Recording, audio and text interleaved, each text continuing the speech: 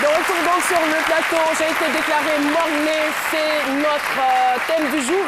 Et je rappelle, je vais maintenant recevoir, avec votre autorisation et votre collaboration, notre invité du jour. Il est professeur d'anglais et grand passionné de musique, Monsieur Moussa Sangaré.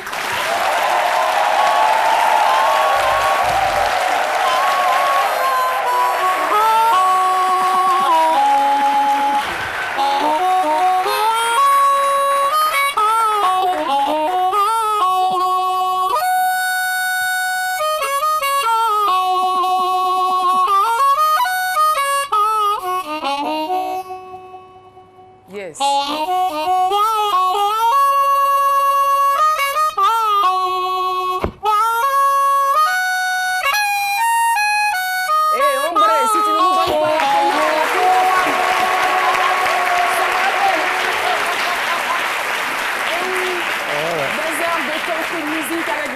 Monsieur Moussa Sangaré. Eh bien, comment ne pas célébrer ces instants avec l'harmonica quand on a été déclaré à la naissance mort et qu'on se retrouve aujourd'hui sur le plateau de ces midis bien portant, bien vivant. J'ai envie de dire public. Recevons encore une fois Monsieur Sangaré. Bienvenue sur notre plateau. Merci. Avant d'entrer dans le vif du sujet, nous allons nous intéresser à cet instrument avant qu'on aime bien. Très très belle mélodie qui nous rappelait, mon enfance des westerns que je regardais. Je ne regarde plus, ça passe sur certaines chaînes, mais j'ai plus le courage de regarder. Les westerns macaroni, il y a comme trop on de disait. bruit. Alors dites-nous un peu, parlez-nous de votre aventure avec cet instrument. Il faut dire que j'ai découvert l'harmonica il y a 38 ans. Comme vous voyez là-bas, j'étais plus jeune, j'étais étudiant. Ouais. Et avant d'être étudiant, j'étais élève, disons, à Boaké, en classe de 4e. Et j'avais un professeur noir américain, Mr. Ox, qui était corps de la paix. Et les gens parlaient anglais, tout le monde parlait anglais. Moi, je ne comprenais pas anglais. J'étais le plus cancre des élèves de la classe. Et comme je dis toujours, aujourd'hui je suis professeur, je connais mieux de quoi je parle. Professeur d'anglais, s'il vous plaît. Oui, à Il y a de l'espoir pour moi. Depuis quand il se retrouve à prof d'anglais? Oui. Et donc, j'étais nul. Et je dis, un professeur connaît le meilleur de ses élèves et le plus nul de ses élèves. Vous étiez le plus nul en anglais? J'étais le plus nul. Parce que quand on me demandait « What's your name ?» je ne pouvais pas répondre. Je ne comprenais pas ce que ça voulait dire. Toute la classe se moquait de moi. Et j'étais meurtri dans ma chair et je me suis dit, je priais Dieu, il faut que Dieu m'aide pour qu'un jour je puisse montrer à mes promotionnaires que je ne suis pas idiot. Yes. Parce que vous savez, quand on n'est pas bien dans une matière, on vous donne un cachet, tu es idiot, tu n'es pas intelligent. Mais ça allait quand même bien dans les autres matières? Plus ou moins. Mais je dois tout à l'anglais, sincèrement. Tout à l'anglais, la découverte de l'harmonica et mon métier et tout. Et donc, c'est dans l'apprentissage de l'anglais, en écoutant la musique, que j'ai découvert l'harmonica. Parce que je me suis fait seul pour pouvoir être au niveau en classe en anglais. En écoutant les disques de Bob Marley, où on avait la chance d'avoir les copies de chansons à l'arrière du disque, et puis d'autres genres musicaux. Et donc, je copiais, j'écoutais les chansons, je copiais, et puis j'ai découvert le blues américain, où on joue l'harmonica. Et puis, j'ai été fasciné. C'est mon frère aîné, paix à son âme, qui m'a fait découvrir, grâce à sa collection impressionnante de disques, le blues. Et puis, j'ai dit, mais c'est quel instrument ça? Il m'a dit, mais c'est l'harmonica. J'ai dit, non, tout sauf ça, ça ne peut pas être l'harmonica.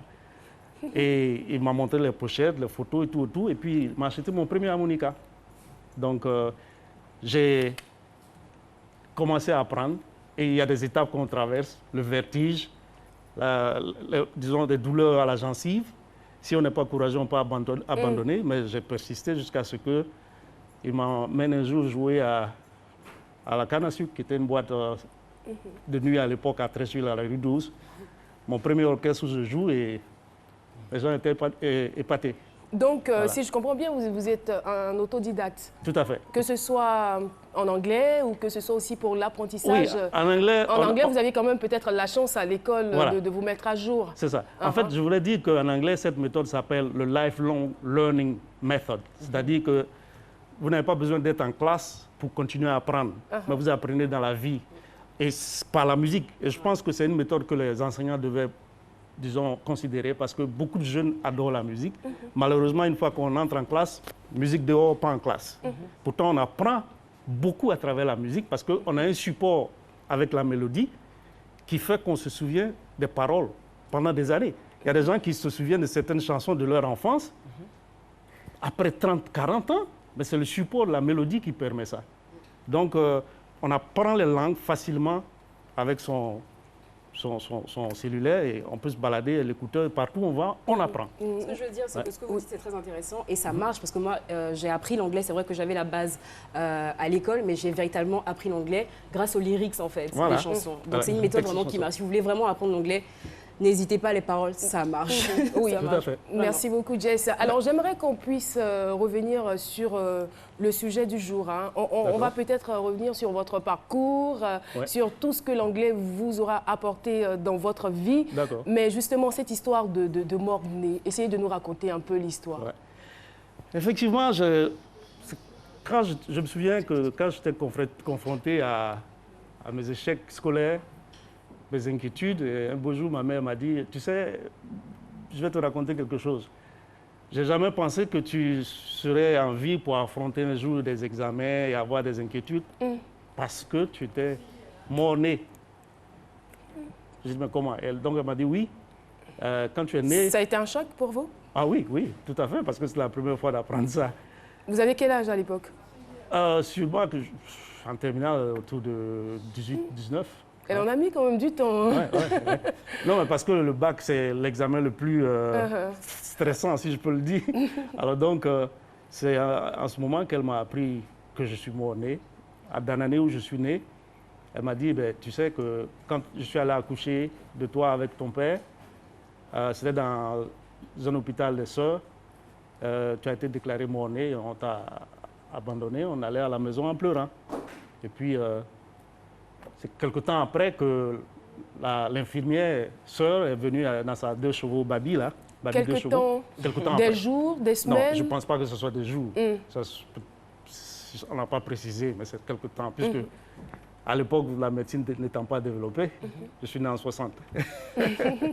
Alors donc, quelque temps après, la sage-femme qui vient avec la 2 chevaux, la Babi 2 chevaux, elle gare à la maison et puis elle sort. Il vit, il respire. Wow. Donc elle récupère mon père et ma mère et puis ils repartent à la maternité.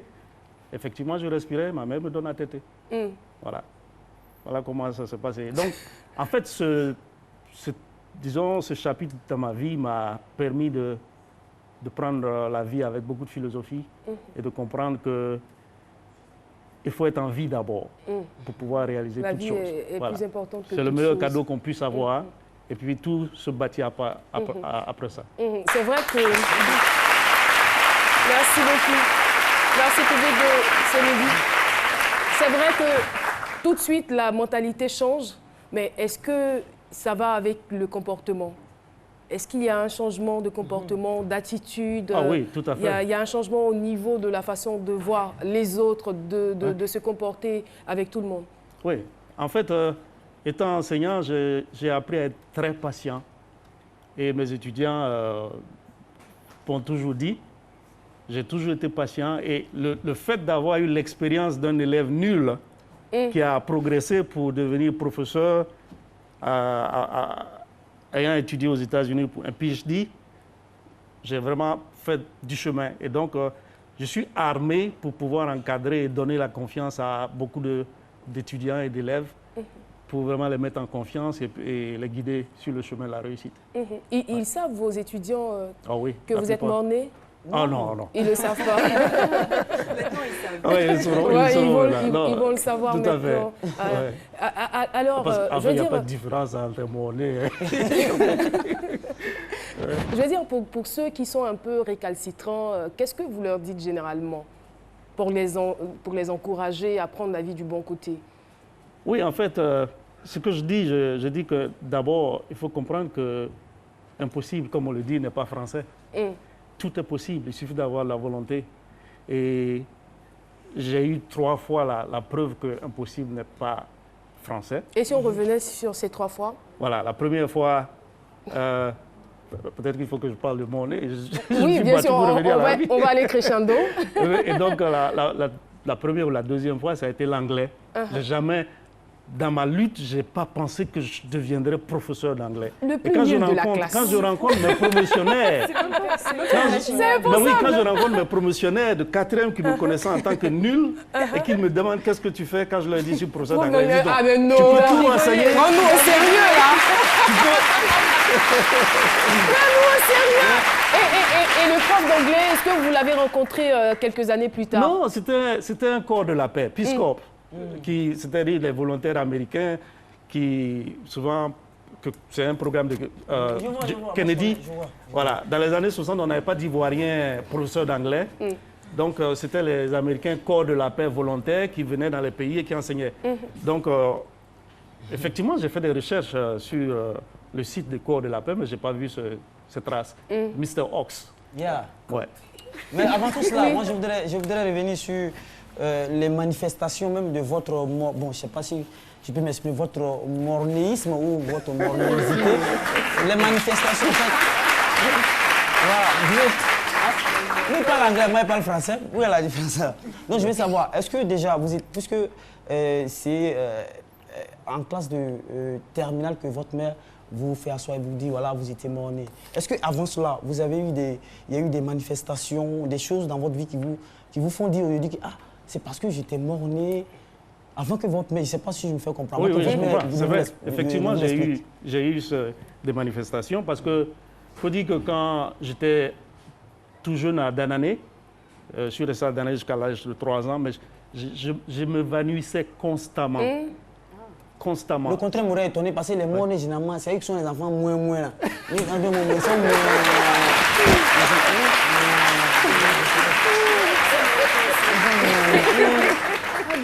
Et donc, on évitait de... Ouais, c'est moi qui suis avec le ballon de football, là. On évitait... Vous avez vu la position? C'est le moins qu'on a.